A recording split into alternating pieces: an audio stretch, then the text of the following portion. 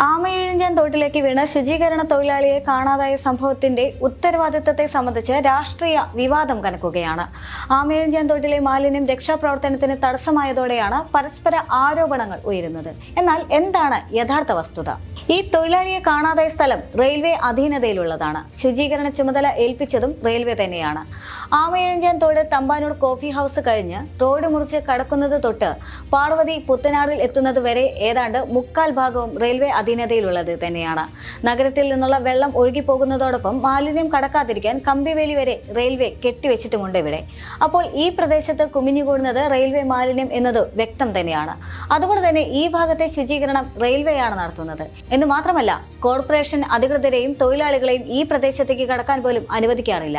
തലസ്ഥാനത്തെ റെയിൽവേയുടെ മുഴുവൻ മാലിന്യങ്ങളും ചെന്ന് പതിക്കുന്നതും ഇതേ തോട്ടിലേക്കാണ്. ഇത് കാരണം നഗരത്തിൽ നിന്നുള്ള തോടിന്റെ ഒഴുക്ക് പോലും റെയിൽവേ അധീനതയിലുള്ള സ്ഥലത്തെത്തുമ്പോൾ തടസ്സപ്പെടുകയാണ്. ഇക്കാര്യം ചൂണ്ടിക്കാട്ടി നഗരസഭ തുടർച്ചയായി റെയിൽവേക്ക് കത്ത് നൽകാറുണ്ട്. ഇതിന്റെ പേരിൽ തർക്കവും നടക്കുന്നത് പതിവാണ്. എന്നാൽ റെയിൽവേ മാലിന്യം നീക്കുന്നതിൽ കോർപ്പറേഷനുമായി സഹകരിക്കില്ല. അത് ഒരു പ്രത്യേക സ്വയംഭരണ പ്രദേശമായി തന്നെ പ്രവർത്തിച്ചു വരികയാണ്. പതിറ്റാണ്ടുകളായി നിലനിൽക്കുന്ന ഈ തർക്കത്തിൽ സംസ്ഥാന സർക്കാരും കോർപ്പറേഷനും നിസ്സഹായാവസ്ഥയിലാണ്. കേന്ദ്ര സർക്കാരും റെയിൽവേ മന്ത്രാലയവും കടുത്ത നിഷേധ നിലപാടിലും നിസ്സംഗതയിലുമാണ്. 2024 ജൂൺ 19 നഗരസഭ റെയിൽവേക്ക് നോട്ടീസ് കൊടുത്തതാണ്.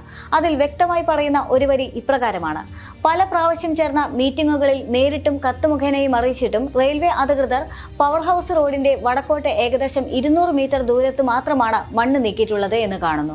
തോടിന്റെ റെയിൽവേ സ്റ്റേഷനരികിലും പാർസൽ ഓഫീസിന് സമീപവും പവർ ഹൗസ് റോഡിന് സമീപവുമുള്ള ഭാഗങ്ങളിൽ റെയിൽവേ മരാമത്ത് വകുപ്പാണ് പണി പൂർത്തിയാക്കേണ്ടത്. ഇവിടെ നഗരസഭാ ശുചീകരണം നടത്തണമെങ്കിൽ പോലും അനുമതി വേണം. മഴക്കാലപൂർവ്വ ശുചീകരണ പ്രവർത്തനങ്ങളിൽ ചർച്ച ചെയ്യാൻ ജനുവരി മാർച്ച് മാസങ്ങളിൽ മന്ത്രിയടക്കം പങ്കെടുത്ത് വിവിധ യോഗങ്ങൾ നടത്തിയിരുന്നു. ഇതിൽ റെയിൽവേ മരാമത്ത് വിഭാഗം ഉദ്യോഗസ്ഥരും പങ്കെടുത്തു. ശുചീകരണം തങ്ങളുടെ ഉത്തരവാദിത്തമാണെന്ന് പറഞ്ഞാണ് ഉദ്യോഗസ്ഥർ മടങ്ങിയത്. എന്നാൽ ഇക്കാര്യത്തിൽ ഒരു നടപടിയും എടുക്കാതെ വന്നപ്പോൾ വീണ്ടും കത്തയക്കുകയായിരുന്നു. ഇതിന്റെ അടിസ്ഥാനത്തിൽ ജൂലൈയിലാണ് റെയിൽവേ കോൺട്രാക്ട് നൽകാൻ തീരുമാനിച്ചത്. ഇതിന്റെ ഭാഗമായിട്ടാണ് ജോയ് അടക്കമുള്ള തൊഴിലാളികൾ മാലിന്യ നീക്കത്തിന് ഇറങ്ങിത്തിരിച്ചതും.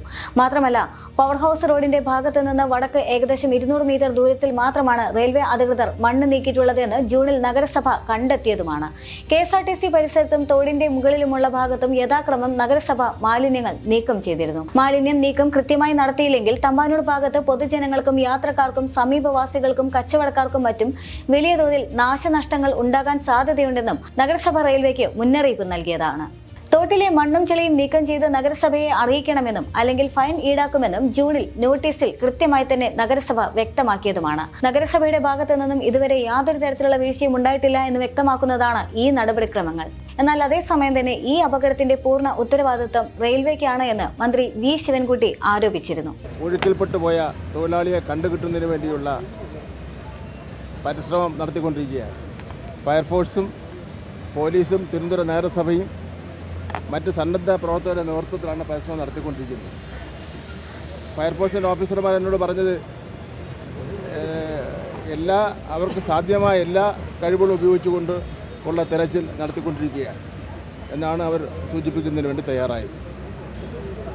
ഇതൊരു പ്രശ്നം എന്ന് വെച്ചാൽ റെയിൽവേയുടെ പ്രോപ്പർട്ടിയാണ്. ഇത് പല ഘട്ടങ്ങളിലും നമ്മൾ ഈ നഗരത്തിൻ്റെ വെള്ളപ്പൊക്കം, പ്രത്യേകിച്ച് തമ്പാനൂരിലെ വെള്ളപ്പൊക്ക കാര്യം ചർച്ച ചെയ്യുന്നതിന് വേണ്ടി വിളിച്ചു കൂട്ടുന്ന യോഗത്തിലൊക്കെ തന്നെ ഗവൺമെൻറ് അല്ലെങ്കിൽ നഗരസഭ ഇതിൻ്റെ ശുചീകരണ പ്രവർത്തനം നടത്താമെന്ന് പറയുന്ന അവസരത്തിലൊക്കെ തന്നെ റെയിൽവേ അത് സമ്മതിക്കുന്ന സ്ഥിതി ഉണ്ടായിരുന്നില്ല. ഞങ്ങളത് വൃത്തിയാക്കി ഞങ്ങളുടെ പ്രോപ്പർട്ടിയാണെന്ന നിലപാടാണ് എടുത്തിട്ടുള്ളത്. അപ്പോൾ ഇപ്പോൾ അവിടെ ഈ മാലിന്യം അടിഞ്ഞുകൂടി കിടന്നതിൻ്റെ പൂർണ്ണ ഉത്തരവാദിത്വം ഇന്ത്യൻ റെയിൽവേക്കാണ്. രക്ഷാപ്രവർത്തനത്തിൽ ഏറ്റവും അധികം സമയമെടുത്തത് മാലിന്യം നീക്കം ചെയ്യാനായിരുന്നു. രക്ഷാപ്രവർത്തനത്തിനായി സ്ക്യൂബ ഡ്രൈവർമാർ എത്തിയെങ്കിലും കനത്ത ദുർഗന്ധം മൂലം പിന്മാറേണ്ട അവസ്ഥ പോലുമായിരുന്നു.